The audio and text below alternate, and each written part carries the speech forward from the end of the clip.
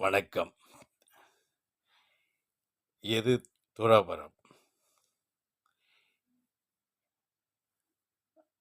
விரக்தி நிலையிலே மனக்கிளர்ச்சியோடு செல்வது துறவரமா?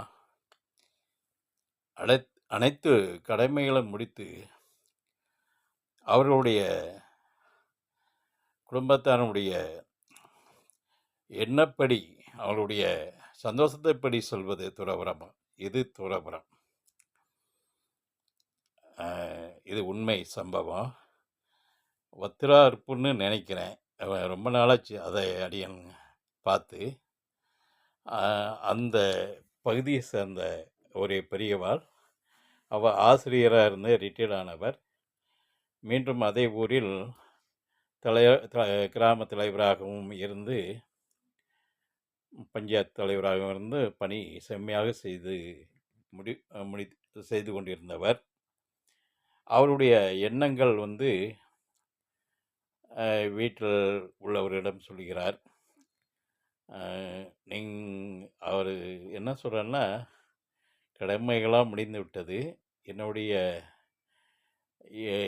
எண்ணத்தினுடைய ஒரு பாக்கியம் இருக்கிறது, அதைப்படி நடந்து கொள்ளலாம்னு நினைக்கிறேன். நீங்கள் என்ன சொல்கிறேன்னு குடும்பத்தை கேட்குறார். சொல்லுங்க அப்படின்னு எல்லாருமே மனைவியில் அத்தனை பேர் கேட்குறாங்க. நீங்கள் உங்களுடைய விருப்பம் எப்படியோ அப்படியோ நாங்களும் அப்படிங்கிறாங்க. ஒப்புதல் கொடுக்குறாங்க. அவர் நான் அடியன் துறவரம் எடுக்க விரும்புகிறேன், நீங்கள் அனைவரும் நன்றாக இருப்பீங்கள், நல்லாக இருப்பீங்கள், எனது விருப்பம் இதுதாங்க. எல்லாருமே சரின்னு ஒப்புதல் பண்ணாங்க, ரைட்டுன்னு.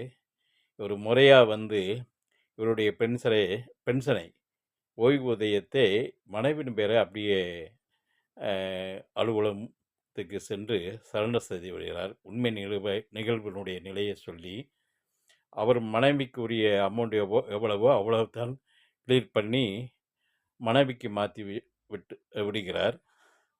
பின்பு என்ன பண்ணாங்க, குறிப்பிட்ட நாளில் அவருக்கு துறவரம் சொல்லக்கூடிய நாளில் விழா மாதிரியாக பண்ணி சம்பிரதாய பூஜை நிலைகளாம் பண்ணி அவர் காலில் விழுந்து அனைவரும் ஆசீர்வாதம் பெற்று அவர் விடை சென்று விடுகிறார்.